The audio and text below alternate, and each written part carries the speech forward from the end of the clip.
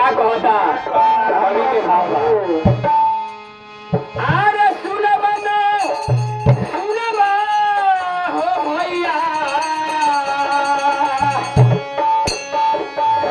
हई बचनिया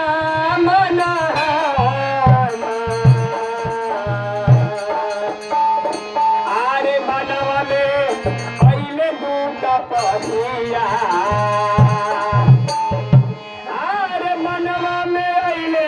दूत पसिया संग में जनाना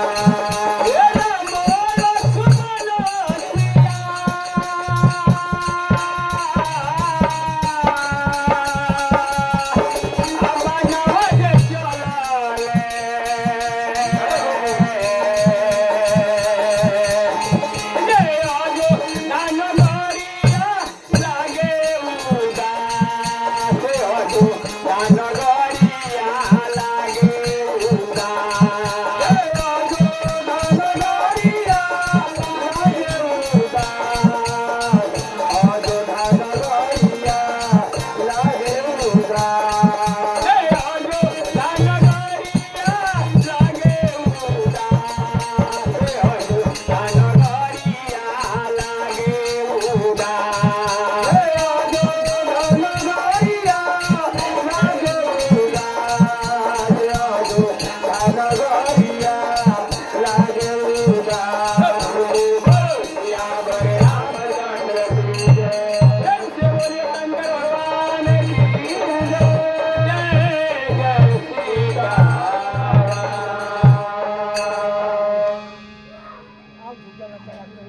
तोरो ड्यूटी बड़ा भारी बा और जब आपने दबाते हार गिर गाने देखा गाने सुन तो गाते गाते गाते कोई में गाले नाचे तो कौन गाते लाइके में से कौन गाना अभ्यास केला परी सब चीज पर ना गब गायला पण था लागी से नीमन होता कि बाउर होता गावल जाता कि ना जगह अरे तोरजी पर चढ़बो तब न जो ना खाए लागे चढ़बनु तब न जो खाएबो चार के बोल तो ओकरा बाद में पासिना मुई तो हो एने से उन्हें पड़ जाई तो बोल लोग कीन के लिए आवे सब ठेहुंगे लगा टायर में पहले पालो धरावल जाल तब था बाकी बोही कि ना बोही तब ऊपर 2 मन 4 मन लगा रात के थड़िया वाला जाले आवा पहले खलिए टायर खींचो बाद में लदाई लगाइया खलिए टायर खींचो बस एक ऊपर मत एक ऊपर ये काम अरे नहीं के भाई धरे ना गाओ नहीं के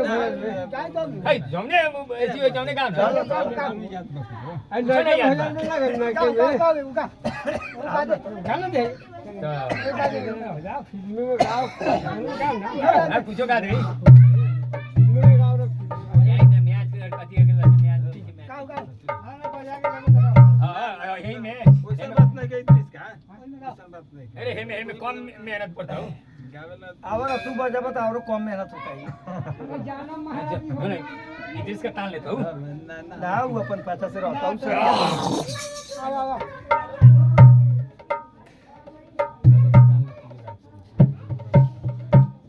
ओ राम बाबू भाई के चीख के थे आ बनौले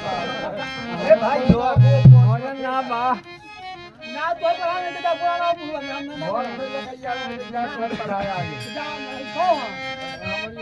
ए आगे ओ गुरु भाई आगे भेज ना तो पढ़ाया ना तो पढ़ाने आवे ना तुम एक लोग पला तो पढ़ाने को सब नहीं पढ़ाई गा में गाओ गाओ गाओ